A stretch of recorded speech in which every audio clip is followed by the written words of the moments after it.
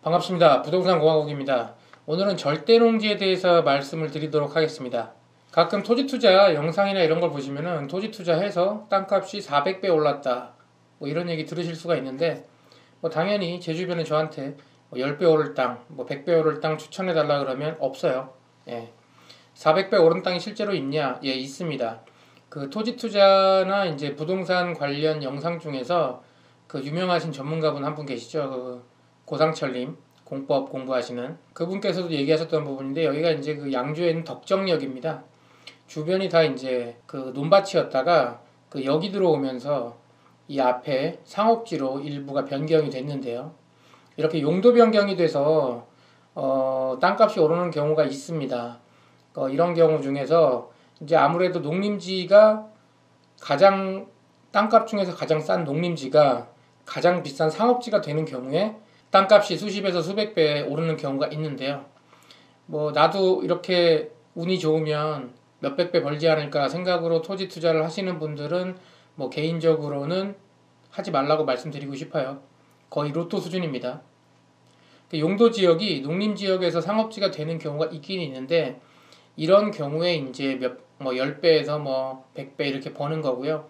대부분 이런 땅들은 다 농림지였기 때문에 가능한 겁니다. 왜냐하면 땅값이 워낙에 싸기 때문에.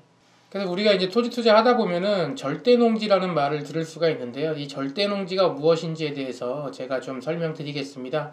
사실 절대농지라는 말은 현재는 쓰지 않는 말입니다. 현재는 이제 농업보호구역 혹은 농업진흥구역이라는 말로 쓰고요.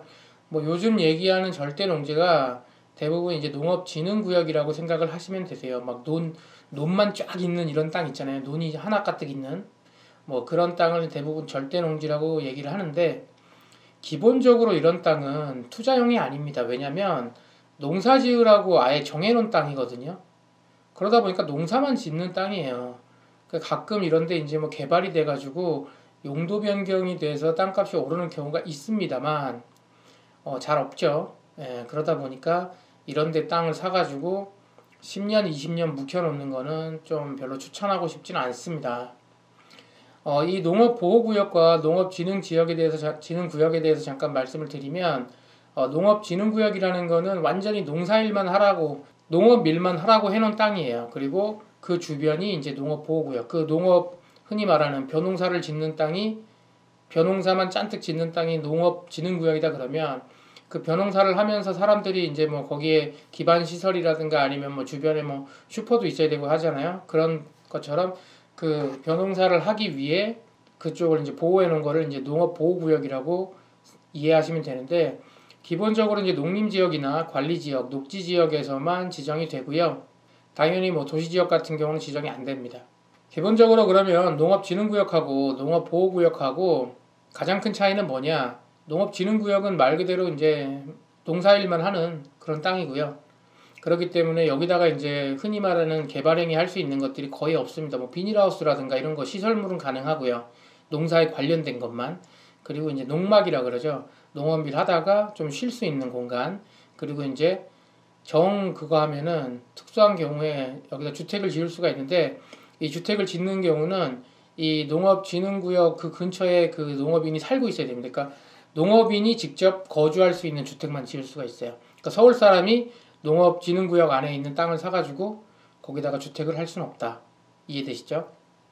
반대로 농업보호구역 같은 경우는 이런 사람들도 뭐 슈퍼마켓도 가고 뭐 노래방도 가고 뭐 학교도 가고 병원도 가고 해야 되지 않습니까?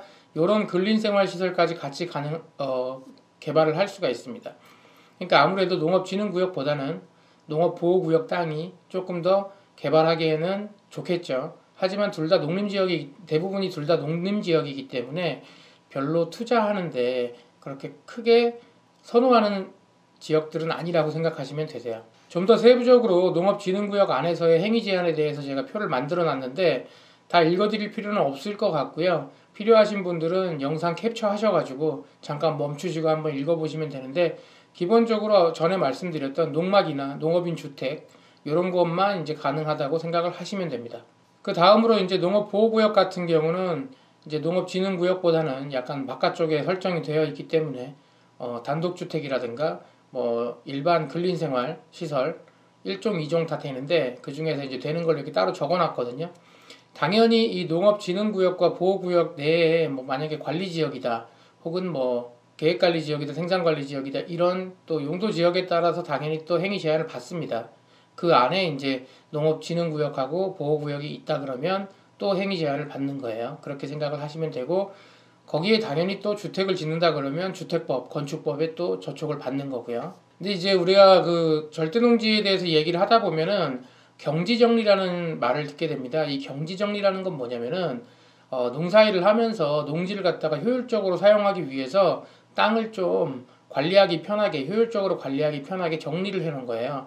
이제 왼쪽에 사진 보시면은 경지정리 전에 땅 같은 경우는 땅의 모양도 제각각이고, 뭐 동그란 땅, 길쭉한 땅, 뾰족한 땅, 게다가 안쪽에 있는 땅들은 다 맹지겠죠. 뭐 도로가 없기 때문에. 그래서 농사일을 하지만 뭐 안에까지 뭐 그 경운기라든가 트랙터 장비를 옮기려고 하면 상당히 어렵습니다. 그래서 이런 것들을 다 이렇게 싹 다 밀어가지고 네모 반듯하게 좀 관리하기 편하게 바꾼 걸 경지정리라고 합니다. 그래서 최근에 이제 경지정리된 땅들을 보시면은 위성 사진으로도 이렇게 네모 반듯하게 바둑판 형식으로 다 정리된 걸 보실 수가 있어요. 자, 이런 경지정리된 땅이 왜 위험하냐? 이미 이 땅은 나라에서 돈을 들여가지고, 돈과 시간을 들여서, 이거 왜냐면 측량하고 도로 내고 하려면 다 시간이 들고 돈이 들겠죠.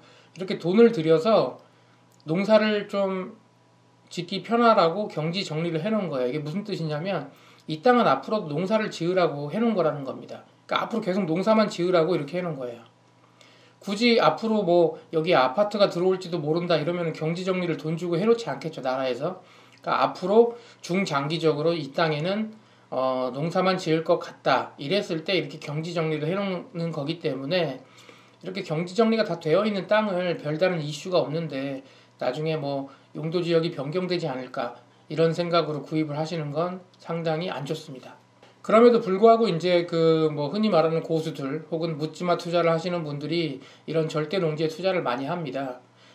기본적으로 이제 용도 변경을 기대하고 투자를 하는 거고요. 이런 데다 실제로 건축을 하거나 개발 행위를 하기 위해서 저 절대 농지 등을 구입하는 경우는 거의 없다고 보시면 됩니다.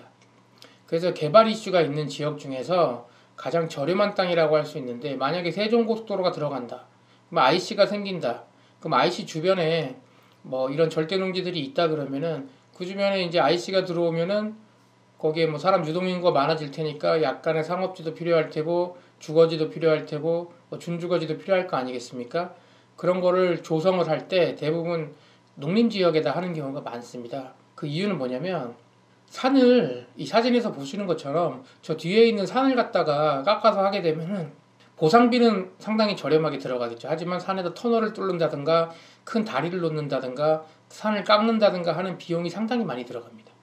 반대로 주거지 안에다가 뭐 IC를 뚫는다고 하게 되면은 사람들이 이용하긴 좋겠지만 땅값이 비싸지 않겠습니까? 공시지가가. 게다가 기존에 살고 있는 주택들도 뭐 이주를 하던가 보상을 해줘야 되고, 그러기 때문에 가장 평평하면서도 땅값이 저렴한 농림지 쪽에다가 이런 개발을 많이 하는 거고요.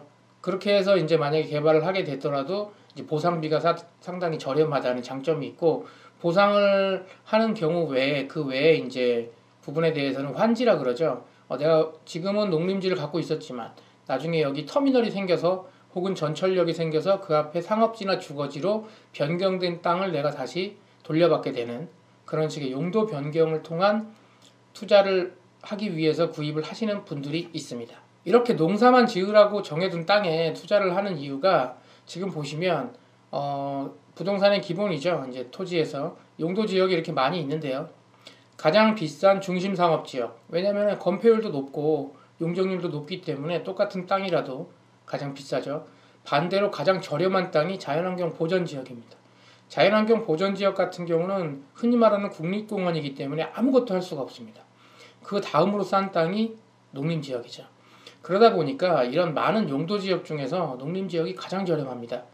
그러다 보니까 더 땅값이 여기서 용도가 안 좋아져서 내려갈 이유가 없는 거죠. 앞으로 얘는 올라갈 일만 남았어요. 그러다 보니까 농림지역을 용도 상향을 기대를 하고 투자를 하는 것입니다. 예를 들어서 여기 안성 같은 경우를 좀 말씀을 드리면, 안성 같은 경우는 이제 이천 부발역까지 평택부터 연결되는 복선 전철이 들어올 예정인데요. 안성 종합터미널 앞쪽으로 아마 전철역이 하나 들어올 예정이고, 또 지금 현재 공사 중인 그 서울 세종고속도로가 이 동안성 IC 예정지가 요 38번 도로 위쪽으로 있습니다. 그러다 보니까 요 중간 사이에 대략 한 2km 근방으로 해가지고 원래는 이쪽이 다 농림지였어요. 흔히 말하는 농업진흥구역, 보호구역. 현재도 당연히 농업진흥구역, 보호구역입니다. 하지만 이게 2018년 4월부로 도시지역으로 편입이 되면서 다 생산녹지로 바뀌게 됐습니다. 이렇게 농림지역에서 생산녹지로 바뀌다 보니까 이미 한 4-5단계의 용도지역을 건너뛰어서 종상향이 이루어졌습니다. 그래서 보통 이쪽이 저렴한 땅이 한 30만원 선이었는데 그게 지금 터미널 가까운 쪽은 100만원 이상을 호가하고 있습니다. 이쪽 땅은 종상향이 돼서 생산녹지가 됐다고 해서 바로 좋아졌냐? 그건 아니죠. 아니지만 앞으로 이쪽에 그 전철역이 생기던가 그 고속도로 IC, 흔히 말하는 톨게이트가 생기게 되면 그쪽에 만약에 이제 주거지라든가 상업지 같은 걸로 종상향될 가능성이 더 높아진 거죠. 그러다 보니까 당연히 땅값이 또 오르는 거고요. 하지만 이런 투자에는 정말 조심해야 될 부분들이 많이 있습니다. 이쪽에 보시면 유명한 이제 평택의 지제역입니다. 위성 사진을 보시게 되면은 지제역 좌우로 모두 이렇게 앞서 배운 절대농지, 흔히 말하는 농림지들이 있습니다. 오른쪽에 지적도를 보시게 되면은 지제역 맞은편으로 도로 건너편은 빨간색으로 이렇게 일반 상업지역으로 종상향이 되었지만 그 반대쪽은 아직도 녹색으로 계속 농림지로 되어 있습니다. 이게 얼마나 이제 위험한 투자냐면 전철역 같은 경우나 지하철역 혹은 이런 KTX역 같은 경우는 출구 방향이 한쪽으로 나오는 경우가 많거든요. 그러면 출구 방향이 아닌 반대쪽은 굳이 사람들이 다닐 필요가 없기 때문에 용도 변경이 되지 않고 그대로 농림지로 유지되는 경우가 많습니다. 여기 지금 지제역 같이요. 그렇게 되면 내가 만약에 정확히 이 KTX 역의 출구 방향이 어느 쪽이고 대략 어느 정도 반경까지 상업지나 준주거지, 주거지로 용도 변경이 될 것인지를 안다 그러면 정확히 그 위치에 맞는 땅을 사겠지만 대부분 이게 모르거든요. 몇 년 전에 이런 개발 계획이 이제 예정이 막 진행이 되고 있을 때 땅을 사는 경우가 많기 때문에 만약에 이 오른쪽에 보이시는 지적도처럼 이렇게 용도 변경이 모두 되기 직전에 팔았다 그러면 상관이 없지만 용도 변경이 확정된 다음에는 누가 봐도 이제 이쪽에 있는 농림지는 안 바뀔 거 아닙니까? 이미 다 이쪽은 다 계획이 나왔으니까 결과가. 그렇게 되면 이쪽 땅은 더 이상 팔지도 못하는 그런 땅이 되는 거죠. 비싸게 구입을 했는데 용도 변경이 되지 않으면 매도를 못하기 때문에 손해가 납니다. 차라리 여기 아직 안 들어섰다 그러면 잘 모르는 사람들이 여기 들어오니까 좀 더 오를 수도 있겠지 이런 기대 심리로 구입을 할 수도 있지만 이미 이렇게 여기다 들어와 버리고 나면은 거긴 누가 봐도 더 이상 개발이 안 되는 논이기 때문에 이런 농지는 더 이상 팔리지가 않습니다. 그래서 절대농지 투자는 정확한 정보와 이런 내용을 알고 있지 않으면은 정말 뭐 아니면 도 이런 식의 투자라고 생각이 들고요. 그렇기 때문에 대부분 이제 기획부동산들이 이런 근처에다가 절대농지를 지분으로 해서 많이 권유를 합니다. 왜냐면 안 돼도 자기들 잘못이 아니니까. 하지만 투자를 좀 어느 정도 해보시고 그쪽에 정보가 빠삭한 분들이시라면 대부분 기획부동산들이 투자하는 땅은 가치가 없다는 거 일단 알 수가 있고요. 그리고 또 최근에 이제 투자 많이 하시는 합덕역이라든가 그 외에 여러 이제 IC 주변 그리고 전철역 주변에 땅 투자하실 때는 이런 정보를 정확히 모르고 계시다 그러시면은 개인적으로는 추천하지 않는 게 낫다고 생각을 합니다. 마지막까지 시청을 다 하시고 영상이 도움이 되셨다면 꼭 나가시기 전에 좋아요와 구독을 눌러주시기 바랍니다. 시청해주셔서 감사합니다.